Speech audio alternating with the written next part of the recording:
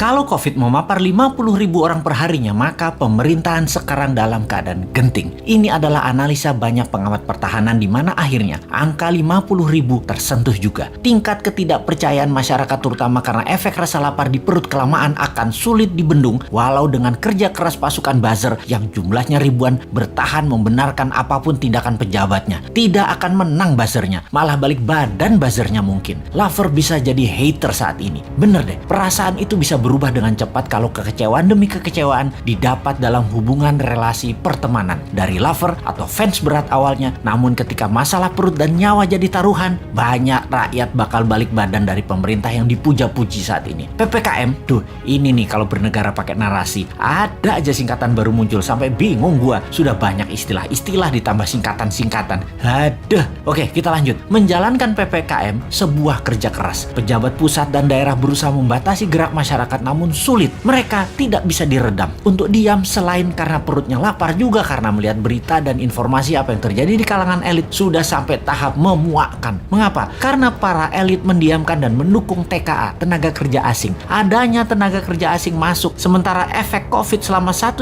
tahun ini ada 9,7 juta pengangguran karena pandemi ini, tetapi elit malah lebih mendukung TKA atau tenaga kerja asing. Hal ini sangat menohok hati masyarakat. Perbuatan memasukkan tenaga kerja asing tadi sungguh melukai banyak hati masyarakat. Ketika dipertanyakan kok diizinkan masuk, maka jawaban pejabat yang paling berwenang dan berkuasa tersebut adalah kita tetap harus dukung investor asing. Jangan sampai investor asing jadi kecewa dan merusak hubungan diplomasi dan ekonomi negara Indonesia. Asli saya enek perut saya mendengar pejabat tersebut bicara. Gila bener. Hak rakyat bertanya dikebiri dengan jawaban picisan dan hak rakyat untuk sehat dipermainkan. Rakyat lapar, Pak. Kok nganggap Tiongkok satu-satunya dewa penolong sih? COVID meledak ini adalah kegagalan Anda juga penanganannya. Kegagalan mengelola negara, dan hebatnya pejabat yang maha serba bisa itu mengatakan kita minta bantuan Tiongkok. Gua blekpol lu ah. Tiongkok mau bantu gratis apa? Lu gile. Lalu di sebuah podcast, jawaban Anda pedagang bener deh.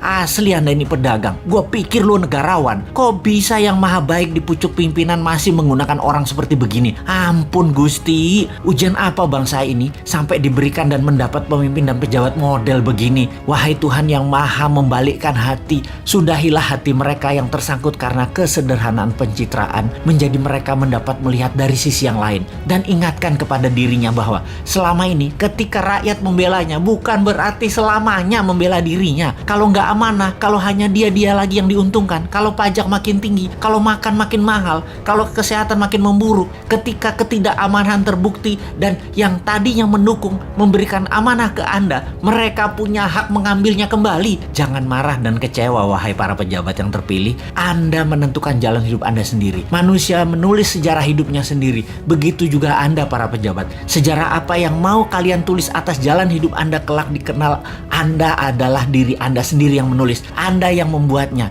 Menaikkan hutang negara hampir 1.000 triliun per tahun selama menjabat. Itu sudah menjadi catatan sejarah. Walaupun beliau banyak dapat gelar internasional dari pemberi hutang, tapi itu adalah fakta. Raja hutang itu adalah keputusannya. Gayanya yang tidak pro UKM dan tidak pro dunia usaha sudah menjadi catatan sejarah panjang juga. Dan menaikkan pajak-pajak serta memajaki hal-hal yang aneh-aneh adalah solusinya juga telah menjadi sejarah dirinya yang dipilihnya untuk anak bangsa, dan cicitnya mencatat dan melihat hal itu. Kembali ke COVID, untuk mencapai rekor tertingginya saat ini dan produk solusinya adalah terbanyak barang impor semua yang namanya antigen, PCR, vaksin, masker. Ada baiknya ke depan kita menggunakan produk-produk lokal yang dibiayai dengan strategi MMT, printing money. Duh, gregetan banget mau bantu negara ini. Sulit bener ya. 3 tahun lagi itu lama loh.